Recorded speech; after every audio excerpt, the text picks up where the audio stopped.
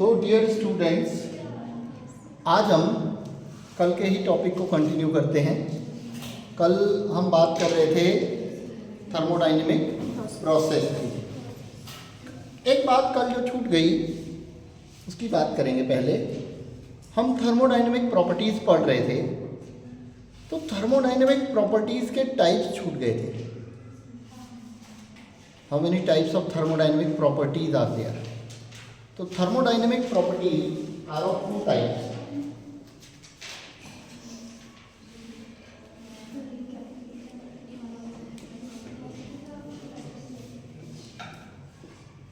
Thermodynamic properties are of two types. First are called intensive properties. Intensive.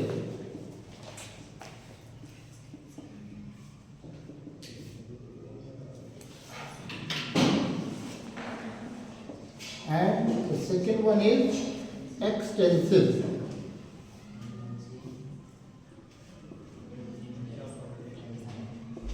इसको समझ लें अच्छे से कि कौन सी प्रॉपर्टी इंटेंसिव होती है, कौन सी एक्सटेंसिव होती है। इंटेंसिव प्रॉपर्टी वो प्रॉपर्टी है जो इस बात पे डिपेंड नहीं करती है कि उसमें कितनी क्वांटिटी है।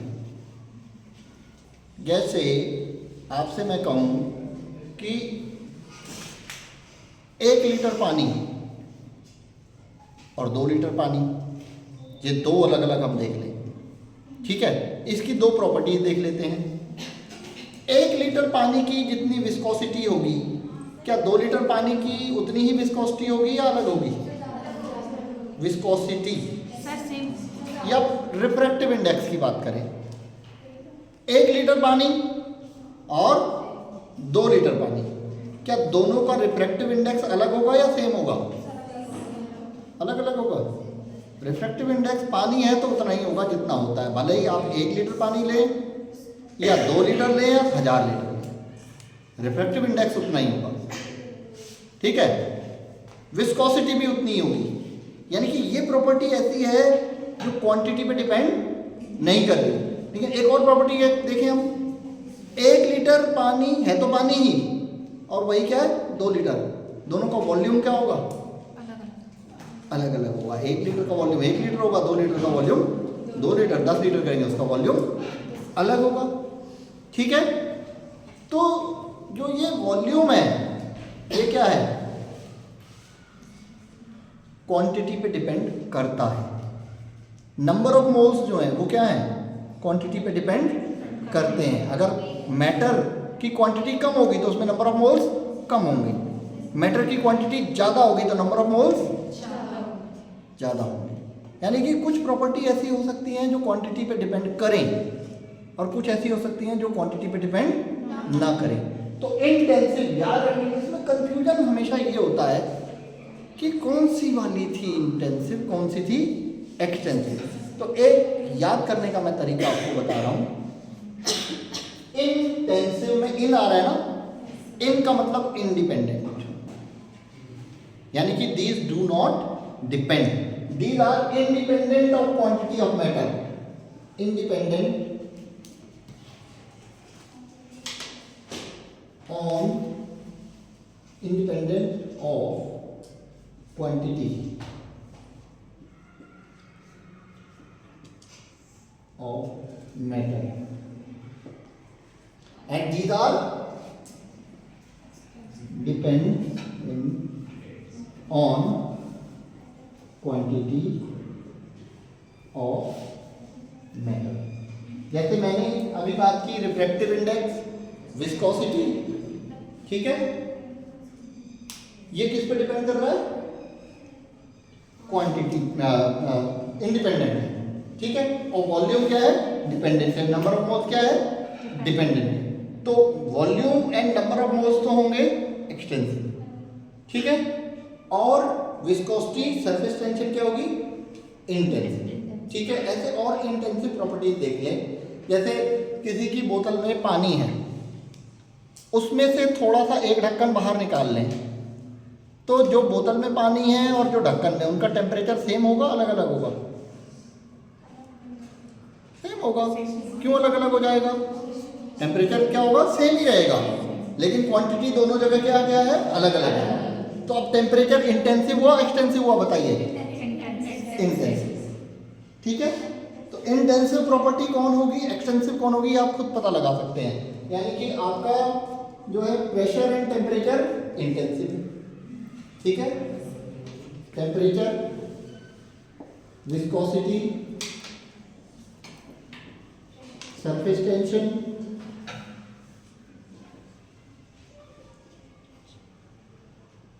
टेम्परेचर, रिफ्लेक्टिव इंडेक्स,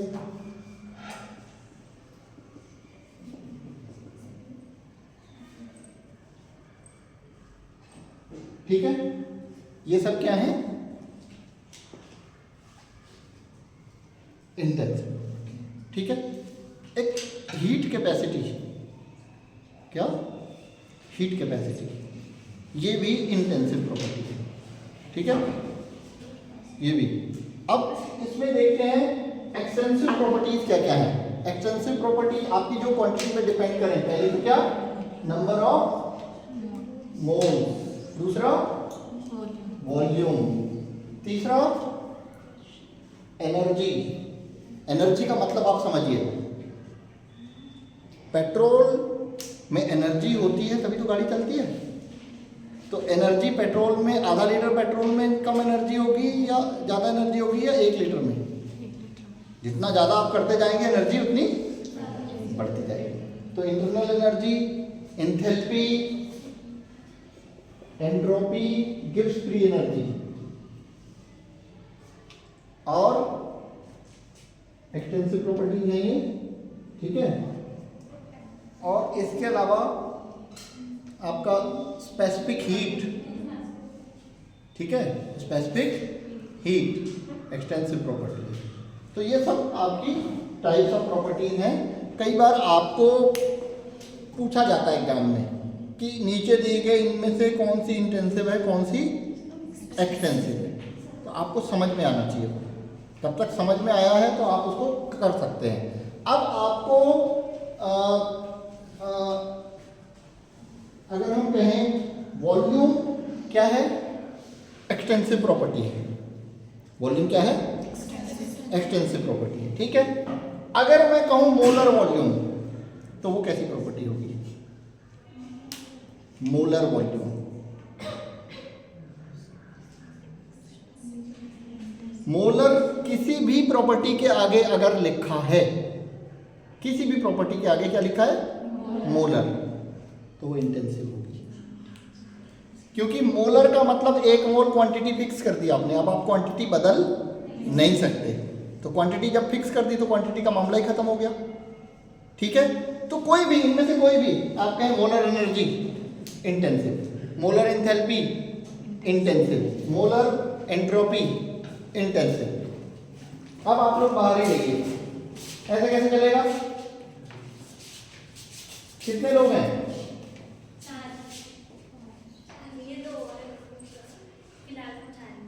ऐसे नहीं चलेगा, आप लोग आज बाहर रहिए। चलिए, मैं अलाउ करता हूं, इसका मतलब ये थोड़ी है कि आप लोग अननेसेसरी है उसका बेनिफिट लेंगे।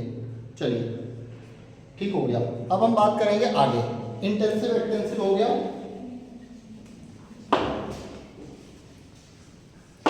अगली बात हम करने जा रहे हैं nature of work and heat. Nature of work and heat, 3 तरह की एनर्जीज की हम बात कर रहे हैं। एक तो एनर्जी है किसी भी सिस्टम की टोटल एनर्जी जो होती है, उसको हम नाम देते हैं इंटरनल एनर्जी। क्या नाम देते हैं? जो कई अलग अलग तरह की एनर्जीज में भी प्रेजेंट हो सकती है। तो एक होती है इंटरनल एनर्जी।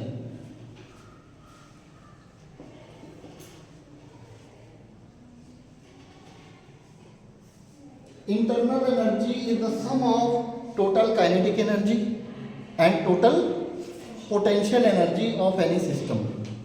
किसी भी सिस्टम की टोटल काइनेटिक एनर्जी और पोटेंशियल एनर्जी का सम जो है वो क्या कहलाता है, इंटरनल। इसके अलावा एनर्जी के और दो फॉर्म्स हैं, जिसको हम बोलते हैं वर्क और दूसरा हीट। ठीक है, वर्क एंड हीट क्या है? वर्क क्या है आपको पता है? वर्क क्या है? Force into displacement.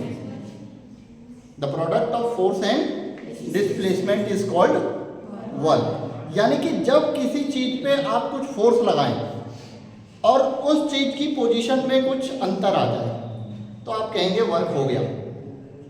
आप क्या कहेंगे? वर्क हुआ। अगर किसी दीवार पे फोर्स लगाएंगे और दीवार अपनी जगह से नहीं हिली तो यानी फोर्स तो लगा लेकिन वर्क नहीं।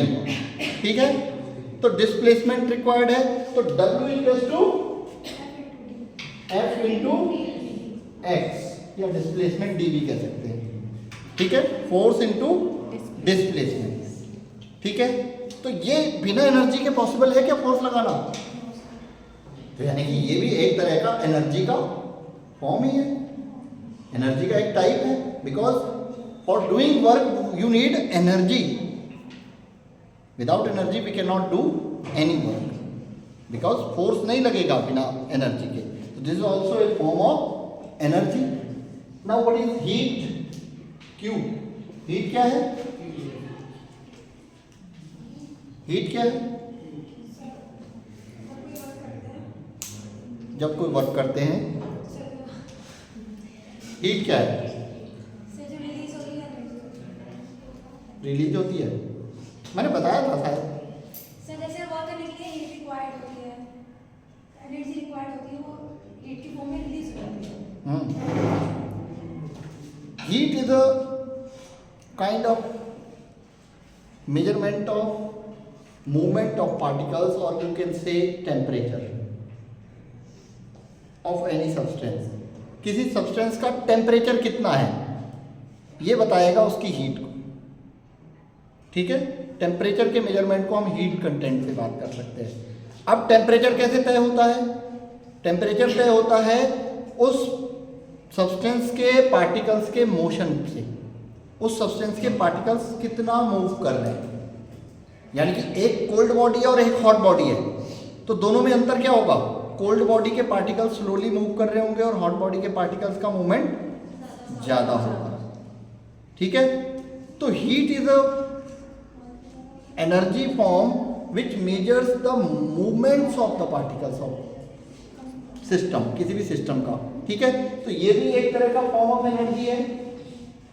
इट इज मोशन एनर्जी है।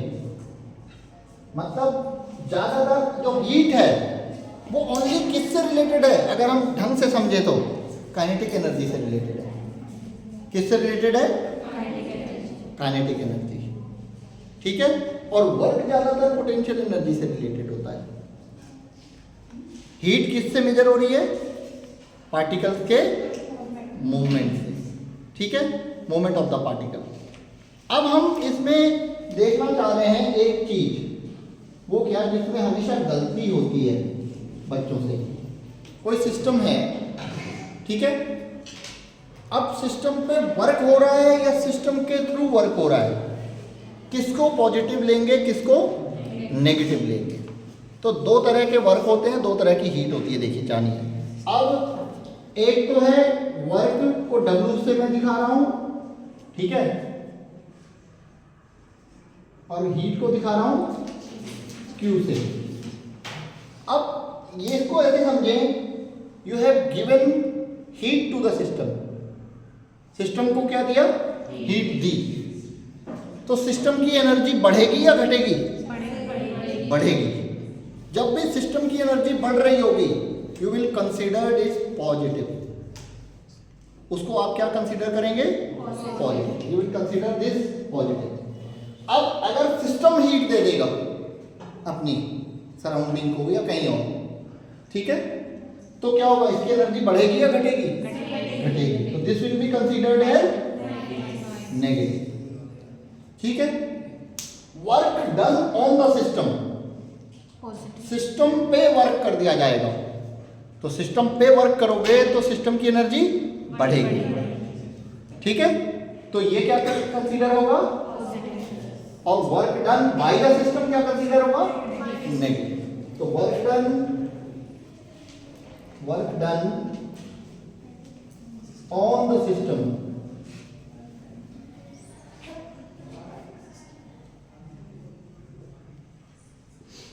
Work done by the system. ये इसमें बेटा कंफ्यूज कभी नहीं होना, ये पिक्चर अगर दिमाग में रहेगी तो आपसे गलती कभी भी नहीं होगी। Heat given to the system, heat given to the system is always positive, heat given by the system always negative. Numericals हमेशा गलत होते हैं, अगर ये पॉजिटिव नेगेटिव गलत हो गया तो आप जोड़ने की जगह घटा दोगे, घटाने की जगह जोड़ दोगे। ठीक है, this is very very important. Heat given to the system and given by the system. ठीक है, इस तरीके से आप इसको समझेंगे। कोई दिक्कत, ये पिक्चर याद रखिएगा जो ये हमने बनाई है। अब हम बात करते हैं pressure volume work, pressure volume work, और फिर एक इंपॉर्टेंट डेरिवेशन डिराइव करेंगे हम।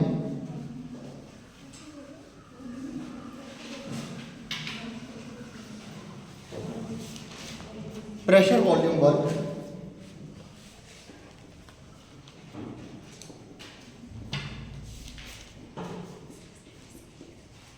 और यू मे से work done during expansion of gas.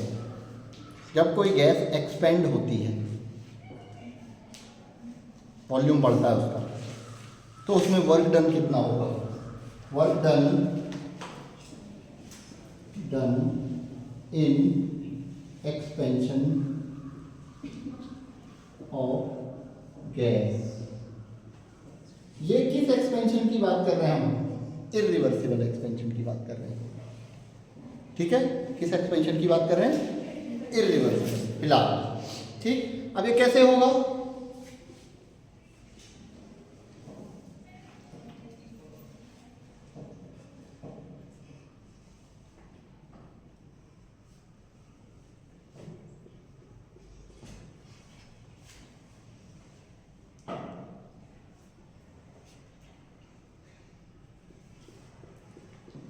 मान लीजिए पहले एक सिलेंडर में गैस थी, ये जो सिलेंडर है इसके अंदर गैस थी, इसमें एक पिस्टन अरेंज किया जो कि पहले पोजीशन 1 में था।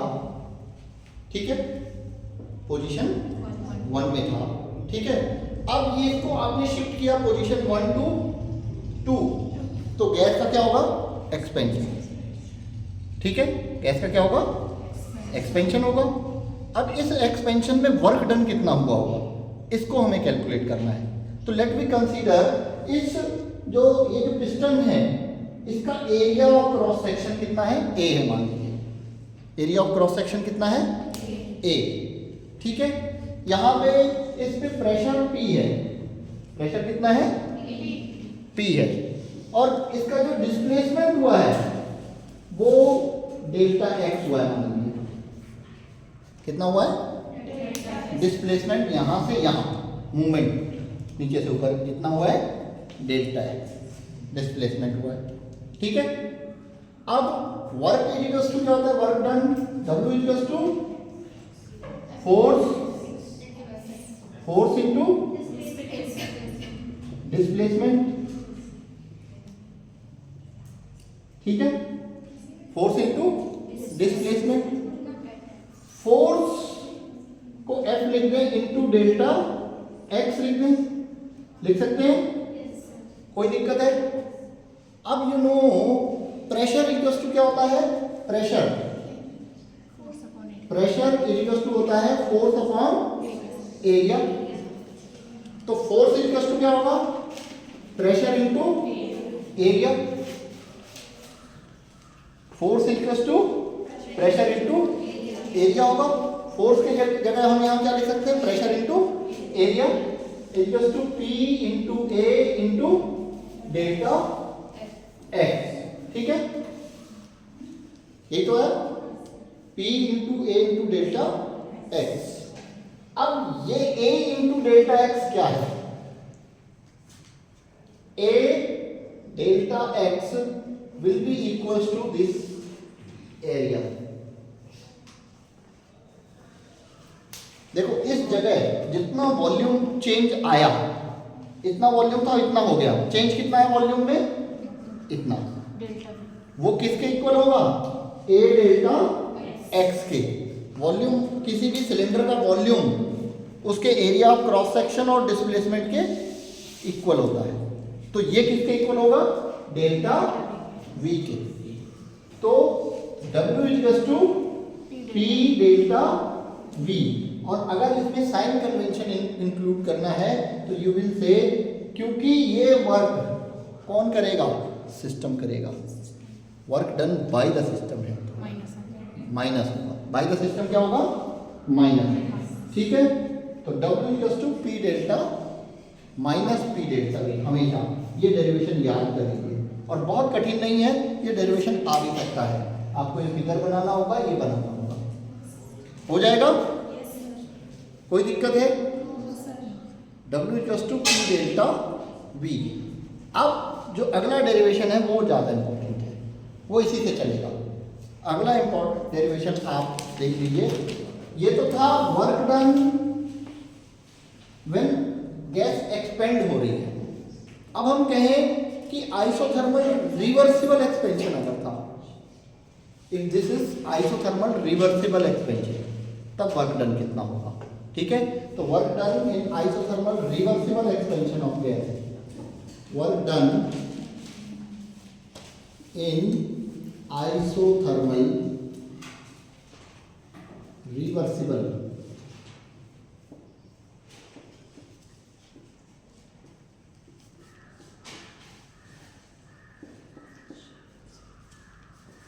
अब वर्क आइसोथर्मल रिवर्सिबल है तो यानी कि सिचुएशन कैसी है? आइडियल।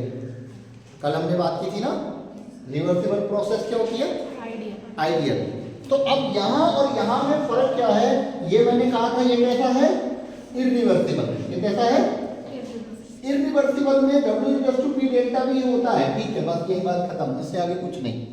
ठीक, क्योंकि इसमें हम इसको और चेंज नहीं कर सकते, इसमें हम आइडियल गैस इक्वेशन का यूज नहीं कर सकते। लेकिन क्योंकि ये सिचुएशन क्या है? Ideal, so we can use ideal gas equation. क्या यूज कर सकते हैं? Ideal gas. ऐसे आप जानते हैं W equals to minus P delta V है। आइडियल गैस इक्वेशन क्या है? PV इक्वल्स टू RT या nRT भी कह सकते हैं, n छोड़ रहा हूं अभी। तो P इक्वल्स टू क्या होगा? RT upon V। तो P के बदले हम वहां RT अपॉन V लिख सकते हैं, लिख सकते हैं, because this is an ideal condition, so we can use ideal gas equation and replace the things. ठीक है, तो W इक्वल्स टू क्या आएगा? W इक्वल्स टू आएगा RT delta V upon V। मैंने डेल्टा V इसके नीचे ना लिख के, डेल्टा मतलब V जो RT, T के बदले हमने क्या लिखा? RT, और V को इधर कर दिया मैंने। ठीक है, बात वही है। अब हम इस इक्वेशन को इंटीग्रेट कर देंगे। Let me think this is equation 1। On integrating equation 1, on integrating equation 1, तो क्या होगा? W equals to RT integration of delta V upon V from V1 to V2। Integration का मतलब है कि आप जो चेंज कर रहे हैं वो कहां से कहां तक कर रहे हैं। पहले वॉल्यूम मान लीजिए V1 था, अब फाइनली वॉल्यूम कितना हो गया? V2। तो integration of this value delta V upon V from V1 to V2। तो आप लोग क्योंकि बायो वाले हैं तो इतना याद रख लीजिए, डेल x अपॉन x का जो इंटीग्रेशन होता है वो होता है ln final limit over initial limit. Final limit क्या है? V2, इनिशियल लिमिट क्या है? V1। तो इसका इंटीग्रेशन क्या होगा? W equals to RT ln V2 upon V1।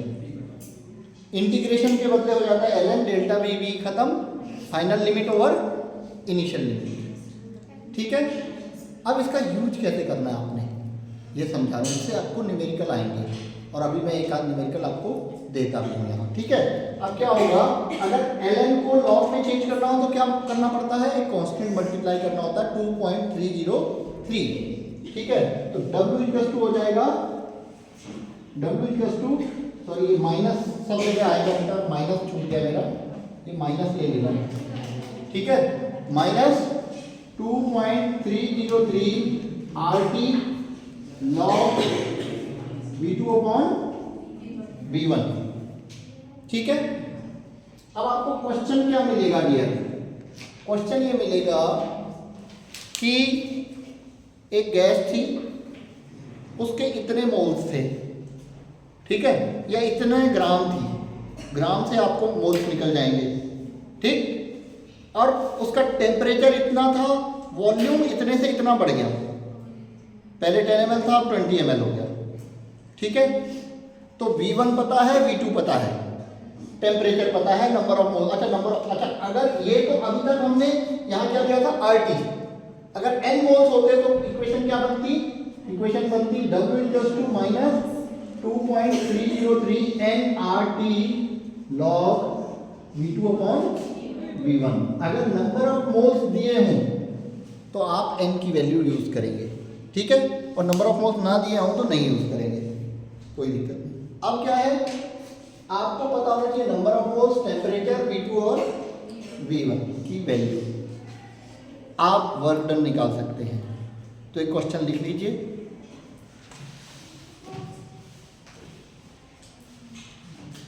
Methane नहीं 14 ग्राम ऑफ मीथेन, या 16 कर लीजिए, 16 gram of methane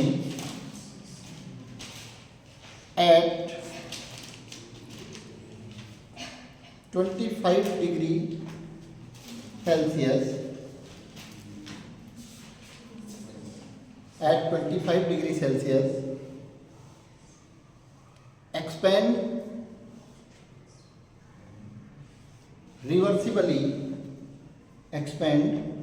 reversibly from 10 ml to 20 ml, from 10 ml to 20 ml. Calculate the work done during this expansion. अब देखो आपको 10 ml क्या दिया है, इनिशियल वॉल्यूम V1, ठीक, 20 ml दिया है क्या, फाइनल वॉल्यूम V2। आपका V1 V2 पता हो गया, टेम्परेचर दिया है, कितना है टेम्परेचर, उसको केल्विन में लाएंगे, कितना हो जाएगा, 298 केल्विन हो जाएगा।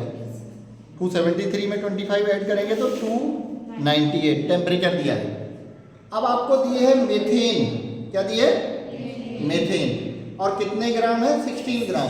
तो नंबर ऑफ मोल्स निकालने हैं, number of moles mass upon molar mass. तो मास आपको दिया है कितना, 16 ग्राम, मीथेन का मोलर मास कितना होता है, 16। तो नंबर ऑफ मोल्स कितने हो गए, 1। n इक्वल टू कितना हो गया, 1। तो n 1 हो गया, टेम्परेचर दिया है, r की वैल्यू कितनी यूज करेंगे, हाँ 8.082, ठीक है, तो इतनी r की वैल्यू यूज करेंगे। ठीक है, r की वैल्यू, गैस कांस्टेंट होता है r, आपको V2 पता है, V1 पता है, R की वैल्यू 8.082 कर लेंगे, लगा लेंगे न्यूमेरिकल। इस तरह के न्यूमेरिकल आएंगे। अब एक चीज और बता दो बेटा, ये रिलेशन का क्वेश्चन आपको दूसरे तरीके से भी आ सकता है, उसको कैसे करना है वो भी बता दो। आपको अब वॉल्यूम ना दिया हो, ये दिया हो प्रेशर इतने से इतना हो गया, P1 P2 दिया हो, टेम्परेचर दिया, नंबर ऑफ मोल्स दिए और P1 P2 की वैल्यू दी है, तब आपको कैसे करना है। आपको मालूम है P1 V1 इक्वल टू होता है P2 V2 होता है, आपको ये तो पता ही होगा, P1 V1 equal to P2 V2। तो P1 upon P2 is equals to V2 upon, तो V2 अपॉन V1 की जगह हम क्या लिख सकते हैं, P1 अपॉन P2।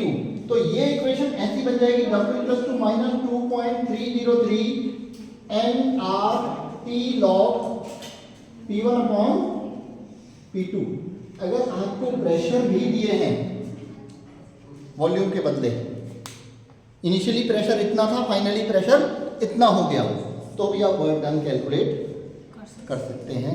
बस ध्यान रखिए ये रिलेशन आप तभी यूज करेंगे जब क्वेश्चन में लिखा हो रिवर्सिबल और एक ही टेम्परेचर दिया हो, आइसोथर्मल कंडीशन हो, टेम्परेचर कितना फिक्स दिया हो, आइसोथर्मल नहीं भी लिखा है, टेम्परेचर दिया है, यानी कि टेम्परेचर उतने पे हो रहा है, ठीक है। रिवर्सिबल लिखा होना चाहिए तब ये, अगर रिवर्सिबल नहीं लिखा होगा तो W equals to minus P delta V use करेंगे, ठीक है। Clear, any doubt?